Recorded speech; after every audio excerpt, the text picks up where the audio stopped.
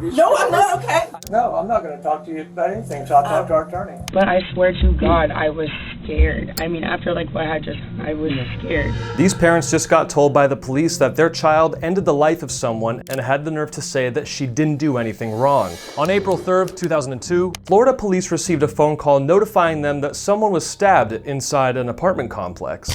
I can't feel my arm. I can't feel my arm. Ma'am, what is the address? 131 Northeast 7 times. Baby, I'm so sorry.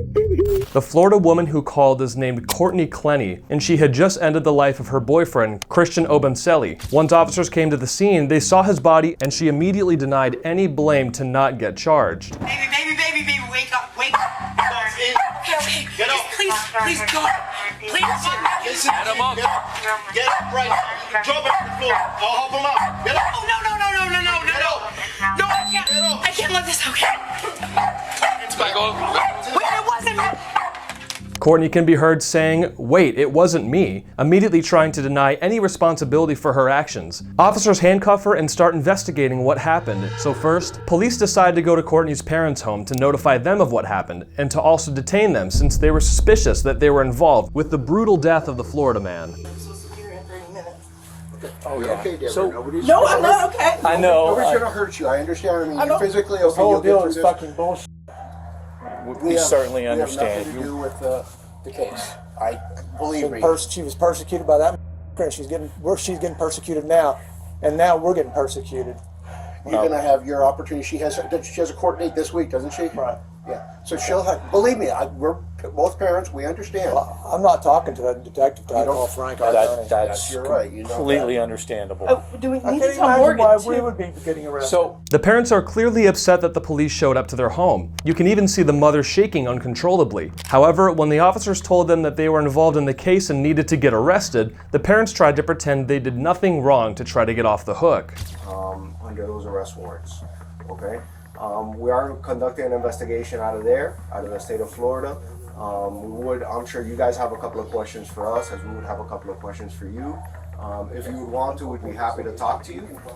If not, you do have the right to an attorney. Well, what are the warrants for? What are the warrants for? But what is the charge? The charge is, it's called A1506 out of the state of Florida. It's unauthorized computer access. Okay, so it's basically a hacking charge out of the state of Florida. It's a computer crime. A computer crime? Whose computer? Again, those are details of the case that we'd be happy to discuss if it gets This down to is that. insanity. But it is involving a computer as well as other property. There's a subset of property that has come up. Well, I'm not a hacker, but I don't know whose computer you're talking about. Okay. All right. You said we have the phones, right? yep. Okay. All right, perfect. All right, so would you like to discuss this a little further? No, I'm not going to talk to you about anything, so I'll talk to our attorney. I asked him, may I go put some shoes on? So we'll handle that here in a second. Yes, we are going to get you shoes. We'll figure out if the dogs have food and water. We're going to take care of all those things, right? Yes, you're being arrested, but this isn't a violent offense. This is the same charge on her? Yes, sir. It is the same charge. That's insanity. I know. The parents allegedly tampered with evidence related to the death of the Florida man who their daughter took the life of. Police suspected that the parents had an old laptop that belonged to Christian Obenselli and had deleted information from the computer before handing it over to Clenny's legal team. After arresting the parents, the officers brought Courtney to the police station to interrogate her exactly what happened in that apartment that led to her boyfriend dying. Let's start from the start. You guys were supposed to take out your dogs to the park, right? And then what happened after that? Like I said, a little bit blur. Yeah.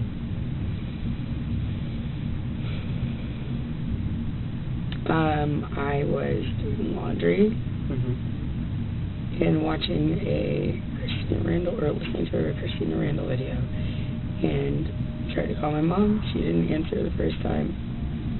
And then he came back with a Subway sandwich. Before he left, he recited exactly what I wanted. And I said, I'll text what I want to you. And he said, I know what you want. I said, no, you don't. And he recited it to me before he left. And he got it perfectly right. Okay. And then he left. I guess he went to go bike over there. That's just what he said. I don't know if he walked or biked, but he told me he's going to bike personally. Like a bicycle? Yeah. Okay. He came back. And I said something about like, oh, are you going to like reshare your location with me? Like, did you want to share it? And he said, yeah, I shared it. And I was like, oh, when did you do that? And he goes, the other day, like when you were done with me. And I was like, okay, well, fair enough. Like, reshare it. And then he told, I mean, it kind of like turned into like a little like argument or something. And then he told me to reshare mine, and I was like, okay, yeah, I will. And then I didn't do it immediately. He asked me about it again. And I don't know what I was thinking, but it just said something about, well, what if I'm somewhere you don't want me to be? Okay. Which I wouldn't have been. I love him. But just like, you know, maybe you don't want to know where I am. I guess maybe it'll just like hurt him because he was pressing me. And he ended up pinning me against the wall. And then, I mean, I said like choking me on the floor. It's just like, they were looking at my neck and I was like, I mean, I'm not saying like choking me like, you know, whatever. But I mean, he had my like neck, like and this happened twice before, Okay. where I couldn't breathe and I was on the floor. Yeah. I could not breathe. And I don't think that he was trying to kill me, Mm-hmm. but I was scared. And all 3 times I have been scared. Okay. So yeah, I'm on the floor, and he had me pinned, and lets me up. I'm on the, get my mom on the phone, and I'm just trying to really remember. I got my mom on the phone, and I remember she was standing like against the couch. Like we were obviously it was a big deal at this point. Mm-hmm. So this happened like over by the door and somehow moved like over in the living room. He was standing by the couch, facing toward the kitchen, and I was in the kitchen. And then he just like, I could see like all the whites in his eyes, and he was like coming at me. And so I grabbed one of these knives. My mom got me for Christmas. I grabbed one of them, and I was like, I swear to God. I swear to God.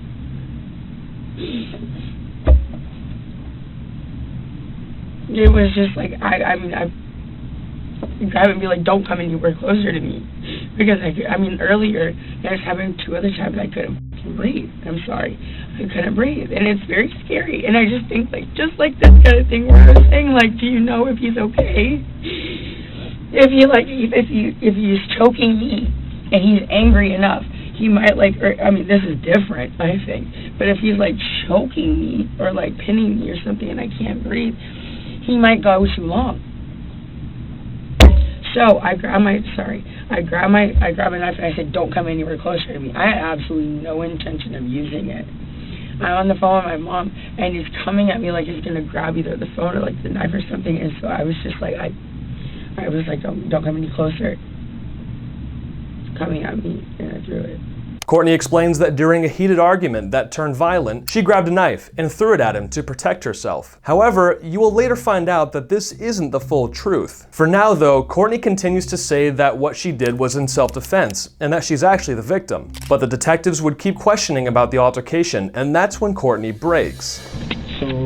But I swear to God, I was scared. I mean, after like what I just, I was scared, and I was on the phone with my mom, and it was still happening. I was scared. So you told me that he had you against the wall at one point, right? With his hands over your neck. Mm-hmm. And how did you end up from the wall to the ground? Let me go. Let me go, and then I started swinging on him because I had been against the wall. Okay. I started trying to hit him. Yeah. And then he put me on the ground. He dropped you to the ground. What did he do? Like Did he like lift you up, or did he grab your hair? Did he just kind of like rotate you onto the ground? I really couldn't even tell you. He pushed you? If I could have like been given all these questions, you know, before, I could be like, maybe let me like think about it. Or when I'm trying to remember like a whole situation of where I was very upset about something, which I've learned this in therapy and whatever, it's like write down like all the details so you don't forget. Just like write it all out clearly so that it makes sense to you and makes sense to somebody else. But I haven't had a chance to have a pen and paper or my phone to like write down exactly what happened, and I haven't really even like fully thought about it. So honestly, my answer is I don't remember. That's fine. So he has you on the ground. You end up on the ground, and he has his hands over your neck, correct? Yeah. Yes. Okay. And then is he saying something to you at the time when he's on the ground on top of you, or? He was saying something like gritting his teeth. I don't remember what it was. Like what? He was saying something like gritting his teeth, like with the white of his eye, okay. but I don't remember what it was. We shouldn't be together. You guys have a history of domestic violence? Yeah. You say you've been together how long, sir? Almost 2 years. Almost 2 Year years. and a half to 2 years. So how many incidents you think you've had? I don't know, but we shouldn't be together. We say one or two, or just too many to... Oh my God. Oh my God. I haven't touched my ankle. It's like, what? Like, I just want to take a shower, God. Okay. No. We can. I'll get you I'm not trying to interrupt the... No. You keep on.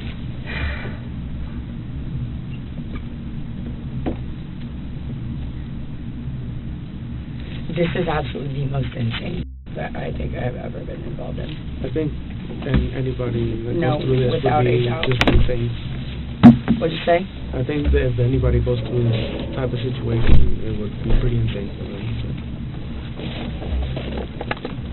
So. Okay. You said Have domestic violence. Have you made a report before? No. You've never made a report? Oh, I did in Dallas actually about a year ago. Courtney fumbled on the questions trying to make up what happened on the spot, but she also mentions that the two got into a different incident in Las Vegas that got very dangerous. On July 27th, 2021, police got called into their apartment, which was completely trashed. It turns out the couple was in another heated argument, where it only ended with glass being thrown. When officers brought them to the station, Courtney explained what happened, but she tried to downplay it so she wouldn't get any charges. Why did you call for help? Because we were getting really loud. I was like, oh my God, we're gonna like do damage to the room or something. Not damage to each other. Like I really want to like. But why would you think that? Why would you think that you were gonna do damage to the room? I like throwing something or like. Did you throw something? Did I? Yeah. No. Did anybody throw anything? No. So why would you think that there is damage to the room to be made? Because I've done that before in our house, and I. What have you done? Thrown a glass and a plate. Did you throw a glass or a plate at him today? No. Okay. So this is before. Okay. So when I go to the room and I see a broken glass on the floor, where did the glass come from? I don't know. I literally couldn't even remember how the fight started. Okay. Well. Was there? Yeah. Maybe I did. Well, I'm guessing that I threw a glass, but that sounds like me. Christian decided not to press any charges on her, but this would give a prelude to how toxic the relationship really was. This incident would let officers know that this wasn't Courtney's first time hurting her boyfriend, but they would ultimately bring her back to the station for a second interrogation, just to understand her motives. However, it was during this second talk when she was finally notified that Christian died due to the stabbing, and Courtney immediately tried to gain sympathy from the detectives to convince them that it wasn't actually her fault. We have to inform you that Christian did not make it. Okay. Unfortunately, the doctors did what they could. And Christian is dead. Yes. Oh my God.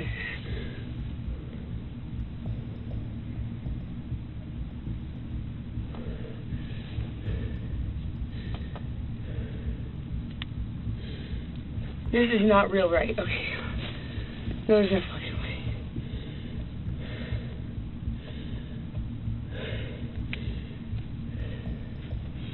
Christian died? Can I please have a hug? Am I allowed to do that in here? Sure. Yeah. Relax. You're fine. No. Calm down. Calm down. Calm down. Take deep breaths.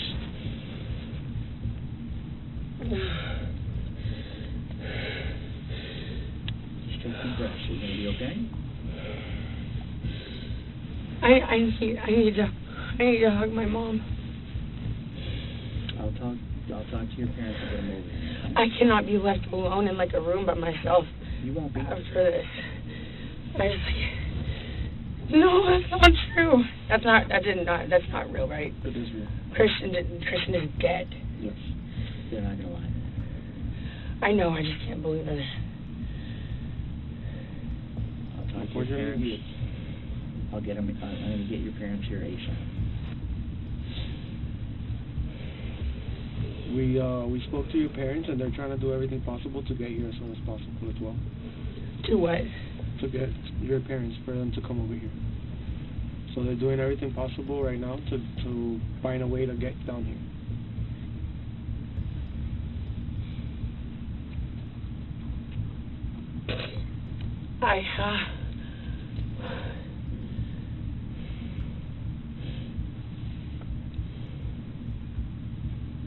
You can see that Courtney is in utter shock, but she continues to stare at the detectives to see if they are feeling bad for her. However, this doesn't work at all. Once the interrogation ended, they let her go back to her apartment, in which she stopped at a bar to relax and get a drink. But that was when a group of people who were informed about the incident went up to her and it got heated. Yeah, and they're seeking justice. Sir? Yeah, What? let's all videotape her. Right now, you should go. Yeah, you should go. Justice? You just killed her boyfriend. Yeah, you did. Yeah, and yeah. Yeah, okay, cool. You can see that her parents were on her side the whole time, even though there was a lot of proof that she had been abusing him for a while. A great example of this was a day before the murder took place. Police received a call from Courtney saying that she got attacked by Christian in the elevator, but when they got to the scene, the only thing Courtney talked about was how she wanted to just file a restraining order instead of charging him. The boyfriend actually came after her and Paul was walking towards there, and then I just said, you know, enough is enough. Police need to be called. She said she don't want police to be called. But when it's in a common area and something happened like that, my safety is the residents first. So what do you want to say? I want to be like exonerated, I guess, of like anything wrong. And I want him, okay, the police are here.